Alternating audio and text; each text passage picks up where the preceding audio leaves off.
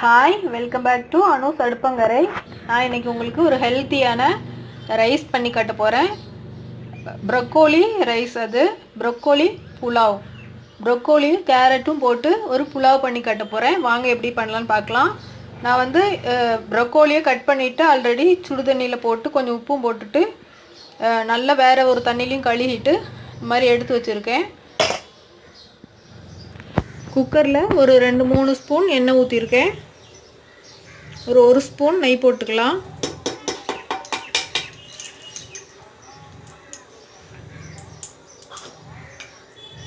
நெய் போட்டாச்சு. ஒரு ஸ்பூன் போல் ஜீரகம் போட்டுக்கலாம்.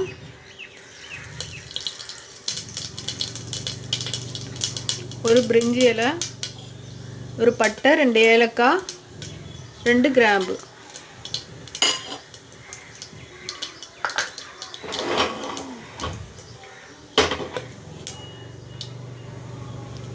ஒரு 2 மீடியம் சைஸு பெரிய வெங்காயம் மெல்லிசாக கட் பண்ணி வச்சுருக்கேன். 3 பச்சை மிளகா எடுத்திருக்கேன். வேறு காரத்துக்கு நம்ம எதுவும் சேர்க்க போகிறதில்ல, அதனால் 3 பச்சை மிளகா. நான் 2 கிளாஸ் அரிசி சேர்க்க போகிறேன்.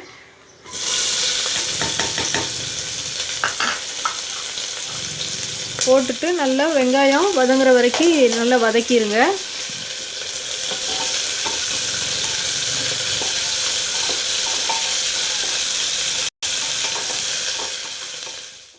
வெங்காயம் நல்லா வதங்கிருச்சு. இப்போ இஞ்சி பூண்டு சேர்த்துக்கலாம். இஞ்சி பூண்டு 1 ஸ்பூன்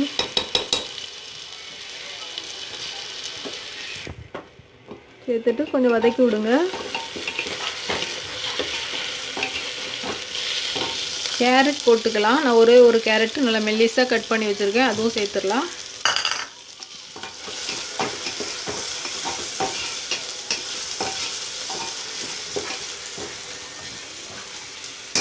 ப்ரொக்கோலியும் சேர்த்துடலாம்.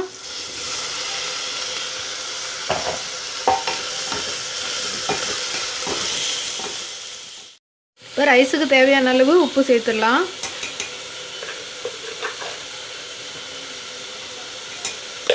உப்பு சேர்த்துட்டு நல்லா வதக்கி விடுங்க. இந்த கிளறி விடுங்க. அந்த ப்ரொக்கோலியும் கேரட்டும் கொஞ்சம் லைட்டாக அது வதங்கட்டும், இந்த உப்பு சேர்ந்து.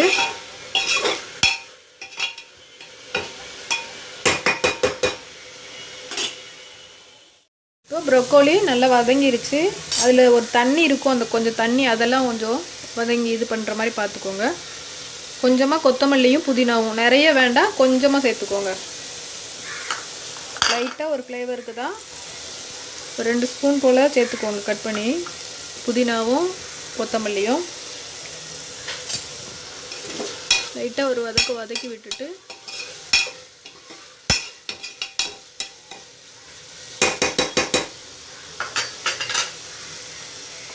இப்போ இதுக்கு தேவையான தண்ணி சேர்த்துடலாம். நான் 2 கிளாஸ் தண்ணி எடுத்திருக்கேன். 3.25 கிளாஸோட கொஞ்சம் கம்மியாக தான் தண்ணி சேர்க்க போகிறேன். தண்ணி வந்து ஆல்ரெடி நான் சுட வச்சுருக்கேன். கொஞ்சம் கம்மியாக தான் சேர்க்க போகிறேன்.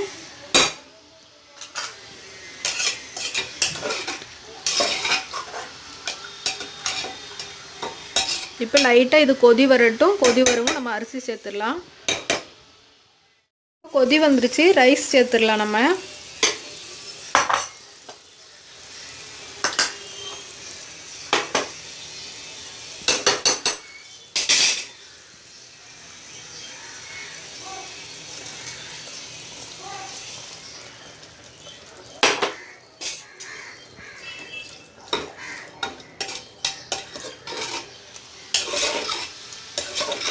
ரைஸ் சேர்த்துட்டு நல்லா கிளறி விட்டுருங்க. கிளறிட்டு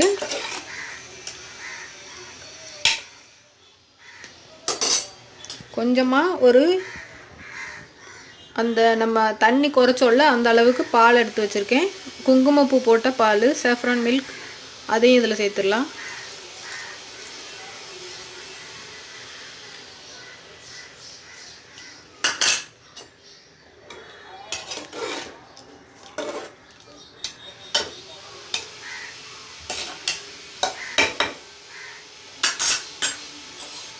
கொஞ்சமாக ஒரு 1/4 லெமன் புழிஞ்சு வச்சுருக்கேன், அதையும் இதில் சேர்த்துடலாம். சேர்த்துட்டு நம்ம இப்போ வைக்கிறதுலேருந்து நான் வந்து விசில் போடலை, வைக்கிறதுலேருந்து நம்ம மூடி போட்டதுலேருந்து ஒரு 7 நிமிஷம் வச்சுட்டு அடுப்பை ஆஃப் பண்ணிடுங்க. மீடியம் ஹீட்லேயே வைங்க. 7 நிமிஷம் வச்சுட்டு அடுப்பை ஆஃப் பண்ணிவிட்டு வேறு சூடு இல்லாத அடுப்பில் வச்சுட்டு இல்லாட்டி கீழே வச்சுருங்க. சூடு இல்லாத இடத்துல வச்சுட்டு 15 நிமிஷம் கழிச்சிட்டு ஓப்பன் பண்ணி பார்க்கலாம். எல்லாம் ரெடி ஆகட்டும்.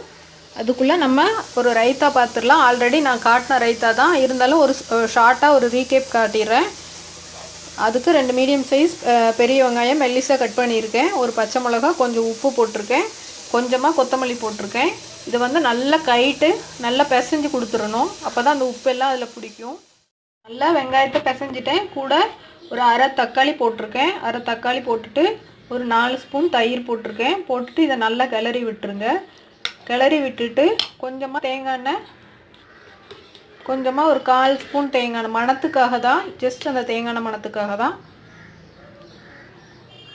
கொஞ்சமாக சேர்த்து விட்டுட்டு நல்லா கிளறிடுங்க. சூப்பராக ரெடி ஆயிரும் கோழி. இப்போ 15 நிமிஷம் ஆயிடுச்சு, பார்க்கலாம். பாருங்கள், சூப்பராக ரெடி ஆயிடுச்சு. இப்போ இது மாதிரி ஃபோர்க் எடுத்துட்டு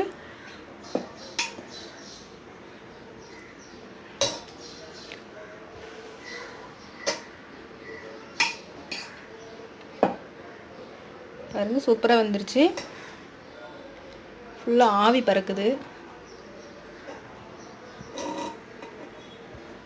நான் வந்து இதை பிளேட்டுக்கு சர்வ் பண்ணிவிட்டு காட்டுறேன்.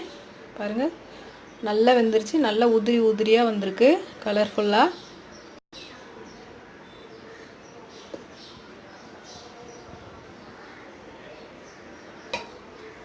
ஃபுல்லாக கேமராவில் ஆவி அடிக்குது, அதுதான் அது கிளியர் ஆக மாட்டேக்கு.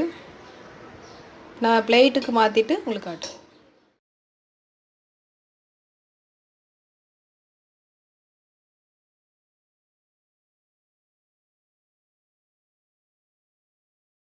நம்மளோட ப்ரக்கோலி புலாவ் ரெடி ஆயிருச்சு. ஈஸியாக பண்ணிடலாம். டேஸ்ட்டாக, கலர்ஃபுல்லாக, ரொம்ப ஹெல்த்தியான இந்த புலாவை என்ன பண்ணேன்னு குழம்பிட்டு இருப்போம் லன்ச்சு. அந்த டைமில் நம்மக்கிட்ட இந்த ப்ரொக்கோலி இருந்துச்சுன்னா டக்குன்னு கட் பண்ணிவிட்டு ஈஸியாக பண்ணிடலாம். நம்ம வேறு எதுவும் நிறைய ஐட்டம்ஸ் இதில் சேர்க்கலை. நமக்கு சீக்கிரமே ஆயிரும். செய்கிறதும் விலை ஈஸி தான். கூட ஆனியன் ரைத்தா வச்சுக்கலாம், இல்லை வேறு ஏதாவது கிரேவி இருந்தால் நீங்கள் அது வச்சுக்கலாம். இல்லை உங்களுக்கு ஆம்லேட் போட்டுட்டு ஆம்லேட் வச்சு சாப்பிட்லாம், இல்லை முட்டை ஃப்ரை பண்ணிவிட்டு அந்த மாதிரி எதுனா வச்சுக்கலாம். சிம்பிளாக முடிச்சிடலாம் நம்ம லஞ்சை. இந்த மாதிரி நீங்கள் செஞ்சு பாருங்கள். ரொம்ப ஹெல்த்தியானதும் கூட, ஈஸியாகவும் செஞ்சிடலாம், டேஸ்ட்டாகவும் இருக்கும். இதே மாதிரி நீங்கள் செஞ்சு சாப்பிட்டு பார்த்துட்டு உங்களோட லைக்ஸ் கொடுக்க மறந்துடாதீங்க. கமெண்ட் பண்ணுங்கள் ரெசிபி எப்படி இருந்துச்சுன்னு. என்னோடய சேனலை சப்ஸ்கிரைப் பண்ணுங்கள். ஃப்ரெண்ட்ஸ் அண்ட் ஃபேமிலி கூட ஷேர் பண்ணுங்கள். தேங்க்யூ.